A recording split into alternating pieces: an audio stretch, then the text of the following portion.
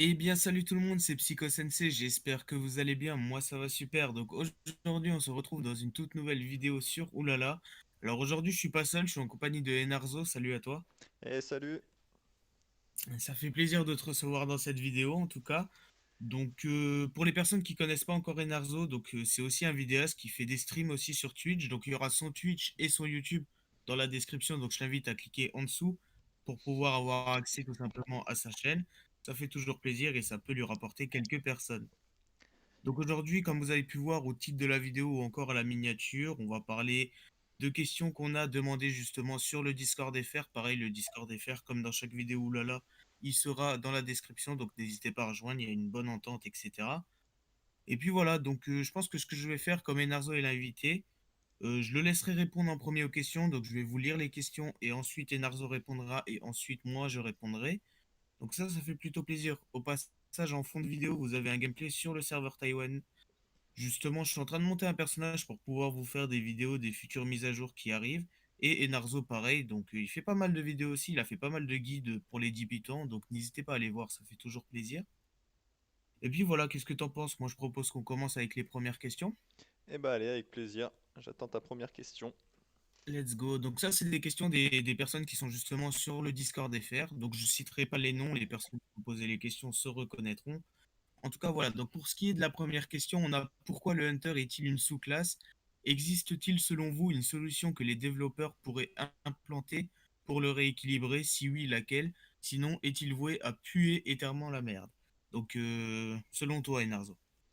Alors, qu'est-ce que j'en pense? Pourquoi le Hunter est-il une sous-classe? Je pense pas que pour l'instant le Hunter soit vraiment une sous-classe. Il est peu joué, mais pour autant il reste assez efficace. On peut le voir notamment sur le serveur européen avec Vectu qui fait partie quand même des meilleures équipes.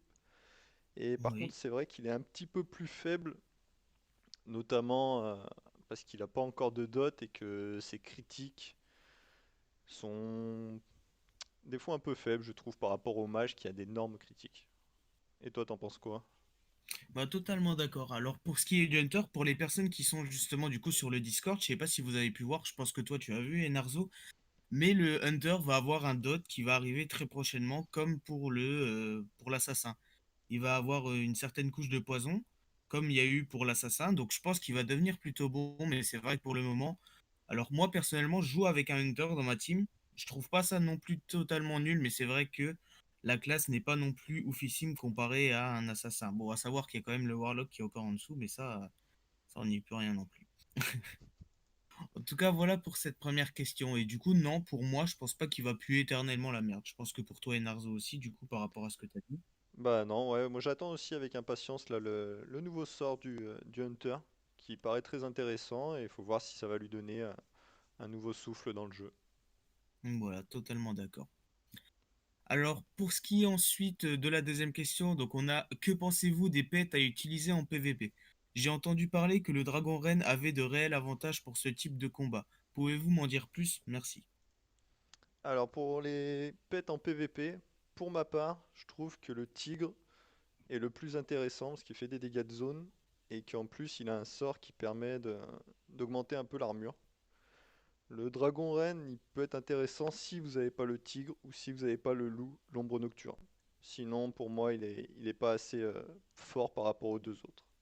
T'en penses quoi, toi, Psycho? Bah voilà, totalement d'accord. Donc pour ce qui est du PvP, alors bien sûr, hein, le tigre et le loup restent quand même les meilleurs. Donc pour moi, le tigre est quand même un peu plus avancé en PvP.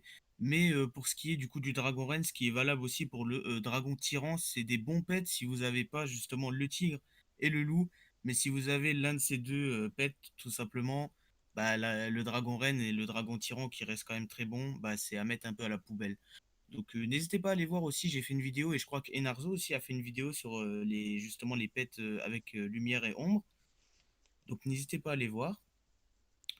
Et puis voilà, du coup pour ce qui est de cette question, moi personnellement je trouve que le dragon reine, je l'avais au début, j'y jouais quand j'avais pas le chat, mais maintenant du coup ça sert plus vraiment à rien si vous avez le chat et le loup. Ensuite, alors on a une autre question qui vient de, je dirais pas le nom, mais il se reconnaîtra. Que pensez-vous du FR3? Ça, c'est le chat pour ceux qui savent pas. Il y a différents channels, le FR1, FR2 et FR3. Donc qu'est-ce que t'en penses, toi, Enarz? Alors, le FR3, c'est le chat où on peut le plus rigoler. Honnêtement, il y a beaucoup de trollers. Faut faire attention par contre sur les FR3, pas prendre trop au sérieux ce qui se dit. C'est beaucoup de gens qui sont là pour décompresser, rigoler et qui font beaucoup de blagues.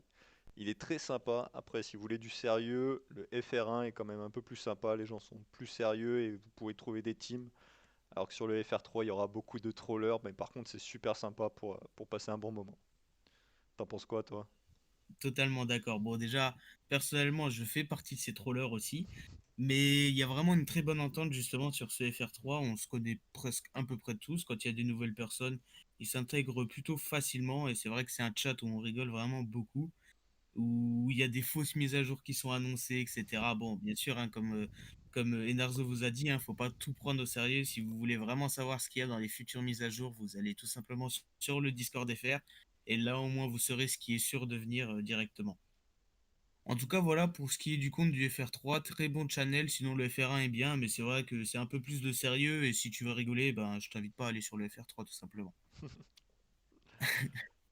Alors ensuite, on a une question, c'est quelle classe vous préférez? Alors moi, j'ai une classe en particulier, c'est le gladiateur. J'adore le gladiateur. J'ai fait une vidéo là-dessus et déjà, je trouve qu'il a un skin qui est super sympa avec les deux épées.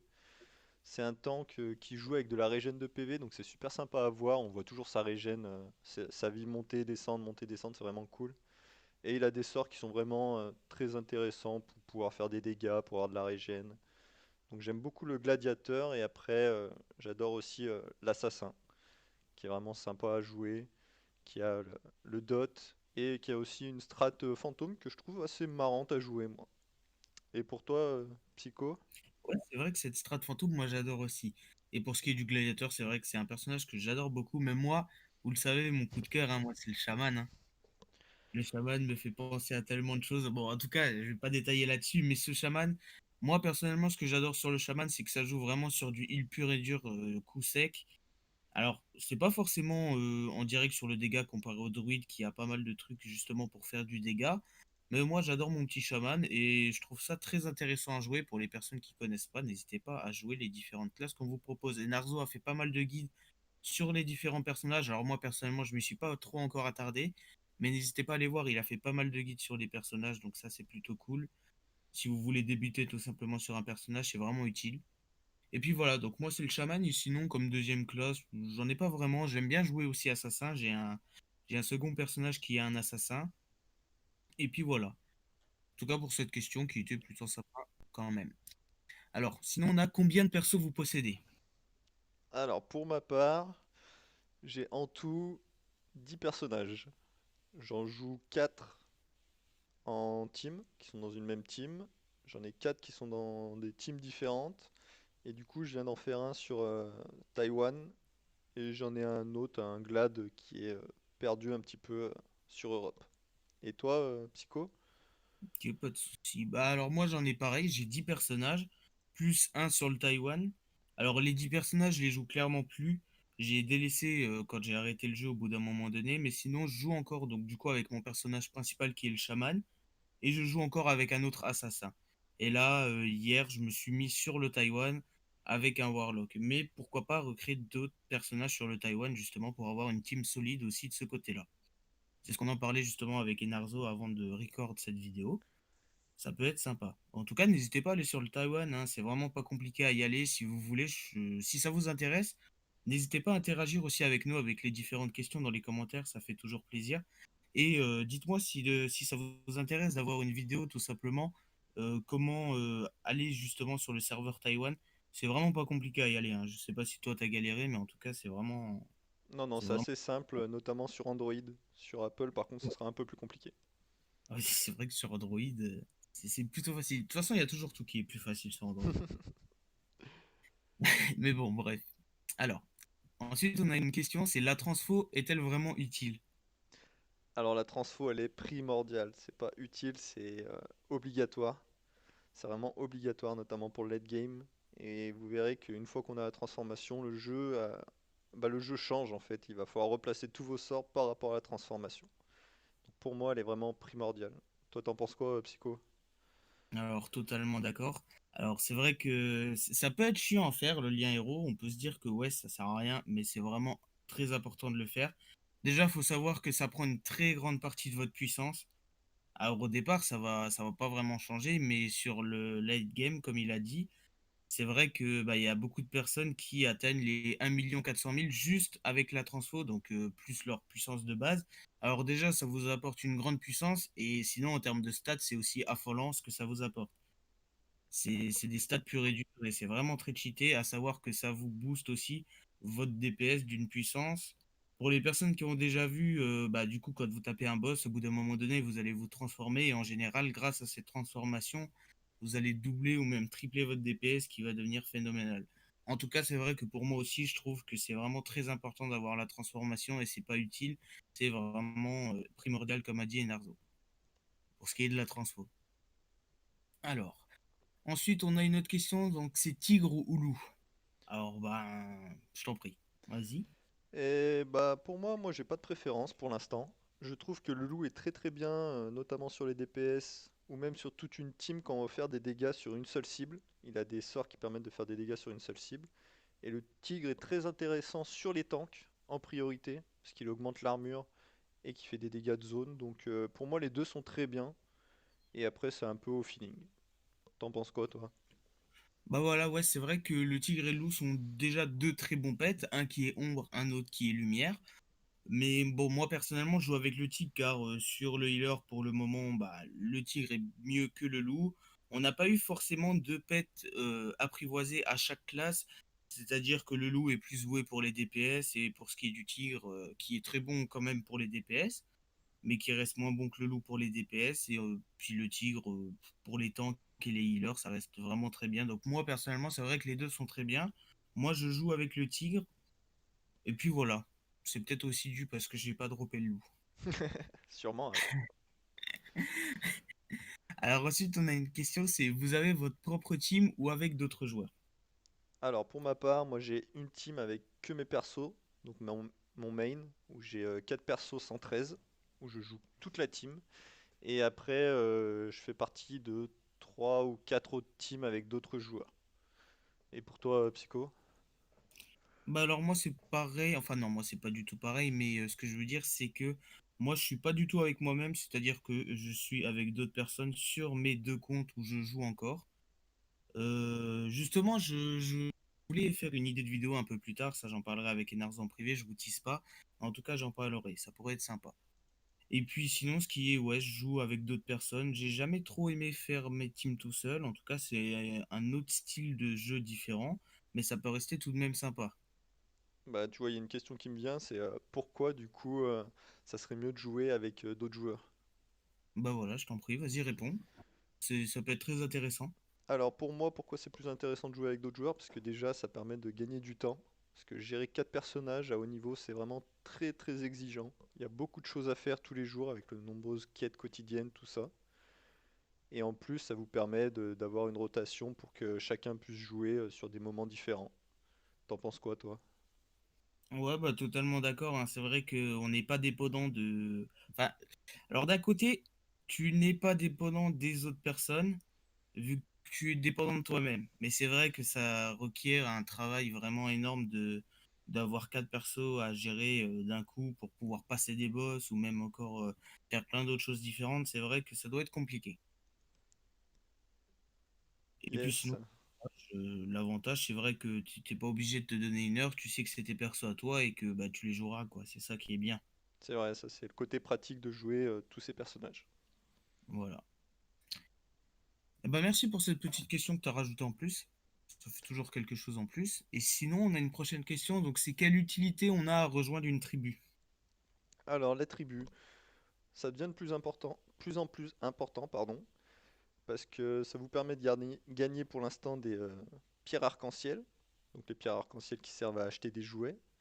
Et bientôt, on va gagner des âmes, donc dans la nouvelle mise à jour. Psycho va vous expliquer tout ça très prochainement. Et toi, t'en penses Effectivement. quoi du coup, Psycho? Bah, moi, c'est vrai que les tribus, donc, même si tu as déjà tous tes jouets en full légende, donc là, je parle pour les joueurs qui sont déjà là depuis un petit moment, même si tu as tes jouets full légende, tu rejoins quand même un clan, c'est histoire de dire que tu es dans un clan et puis quand même de gagner des choses.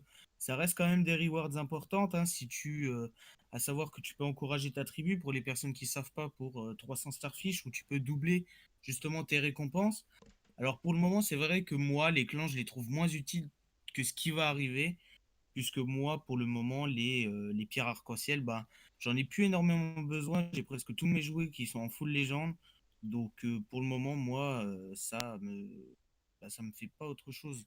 Pour le moment, ça reste à peu près pareil. Mais pour ce qui va arriver, c'est-à-dire les âmes, c'est vrai que ça peut rester vraiment cheaté. Après, faut pas oublier non plus que tous les clans, notamment au niveau, ont des Discord. Et sur les Discord, vous trouverez des stratégies pour des boss. Donc si vous êtes un peu plus bas level ou si vous êtes plus haut level, et vous pouvez partager des stratégies et aider les autres joueurs. Donc le clan, c'est aussi avoir des relations avec les autres joueurs et progresser ensemble. Donc ça aussi, c'est un truc cool. Ouais. Et puis même parler à d'autres personnes, etc. aussi, c'est vraiment. C'est vrai que notamment si tu rejoins un bon clan où il y a une bonne cohésion, tu peux bien rigoler avec les personnes de ton clan aussi. Et ça, c'est important dans un jeu quand même de pouvoir avoir une bonne cohésion d'équipe avec les différentes personnes. Tout à fait. Alors ensuite, on a une question. Wesh la zone, la ferme sert-elle vraiment? Alors oui, le ranch, pour moi, il est très important, notamment au début de jeu, parce que ça va vous donner des gros boosts au début. Il faudra bien mettre à jour à chaque fois le ranch et trouver les pets les plus intéressants en fonction de ce que vous jouez. Par exemple, il y a des ranchs où ça va augmenter l'armure et l'attaque. Donc si vous jouez un DPS, moi je vous conseille de mettre un pet plutôt attaque que armure. Après, pour moi, il est assez intéressant. À plus haut niveau, peut-être un peu moins. T'en penses quoi, toi, Psycho? Bah c'est vrai alors en début de game, oui, c'est vrai que le range reste quand même très utile. Mais pour moi, en late game, bon, ça rajoute quand même quelques stats en plus, mais on va dire que ces stats qui y a justement dedans, bah, en fait, c'est pas grand-chose comparé à ce que nous donnent certaines stats d'autre part. Mais après, c'est vrai qu'en début de game, ça peut pas mal nous aider, mais c'est vrai que pour moi, enfin, bah, pour moi, je le trouve un peu inutile maintenant, quand tu arrives vers la fin. Après, ça reste quand même des choses en plus, hein. C'est bon à prendre. Mais c'est vrai que pour moi, c'est l'une des choses qui sert un peu le plus à rien maintenant, quoi. Alors ensuite, pour ce qui est de la dernière question, donc là on est sur la dernière question, donc cette vidéo est bientôt terminée. On fera une deuxième vidéo qui je pense se trouvera sur la chaîne d'Enardo cette fois-ci. On aimerait bien vous faire plusieurs vidéos de ce type. Et ensuite la dernière question, donc c'est bonjour, est-ce que les passes sont rentables? Alors, il y a différents passes déjà. Il y a des passes à 5 euros et il y a un pass mensuel. Pour moi, les passes à 5 euros sont assez intéressants, notamment en saison, pour avancer rapidement. Et après, je trouve qu'en général, tous les passes sont intéressants parce que ça vous permet d'augmenter les récompenses coquillages, compétences, tout ce qui est hors ligne. Et en plus, vous gagnez des perles tous les jours. Donc ça vous permet de stacker des perles et de pouvoir acheter des trucs au fur et à mesure. Je sais pas ce que t'en penses, toi. Bah alors après, voilà, pour ce qui est des passes, moi je trouve que c'est quelque chose qui est vraiment primordial. Donc bien sûr, hein, j'incite personne à acheter, mais pour moi c'est quelque chose de primordial si tu veux mettre de l'argent justement sur ce jeu. Alors c'est vrai que tu peux coffrer les perles, mais moi personnellement, donc pour l'avancement du jeu, je trouve ça préférable d'aller justement dans les combats rapides et de pouvoir faire 4 QB par jour. Ça c'est l'une des choses de base que la moitié des personnes font quand ils achètent les passes. Moi, je les trouve vraiment utiles, ces passes. Donc déjà, quand tu les achètes, tu gagnes 300 tu gagnes 300 perles, il me semble, Oui. quand tu prends 5 euros. Et si tu prends le mensuel, donc le mensuel, par contre, c'est que pour le premier, qui sera donc à 16 euros, il me semble, tu gagneras 900. Et ensuite, chaque jour, tu vas gagner 80 perles par passe. Tu peux avoir 3 passes, donc ça va te faire 250. En tout cas, moi, je les trouve vraiment utiles. Après, c'est vrai que chacun a son utilisation personnelle des passes, mais c'est vraiment quelque chose de primordial à acheter si tu comptes mettre de l'argent sur ce jeu. Alors voilà pour ce qui était de la dernière question. Donc en tout cas, j'espère que cette vidéo t'a plu, Enarzo. J'espère que t'as aimé faire cette vidéo en tout cas. Bah ouais, c'était un plaisir de partager ça avec toi. Bah, c'est vrai que c'est plutôt cool et j'espère en tout cas que ça vous aura aidé aussi vous, les personnes qui ont posé ces questions et même les personnes qui n'avaient pas posé de questions mais qui posaient ces questions dans sa tête. En tout cas, voilà, donc nous, on va vous laisser ici. N'hésitez pas à mettre un maximum de likes. N'hésite pas à t'abonner à ma chaîne et à la chaîne des Narzo qui sera en description. Partage la vidéo, ça fait toujours plaisir. Et moi, je vous dis à la prochaine pour une future vidéo. Allez, ciao.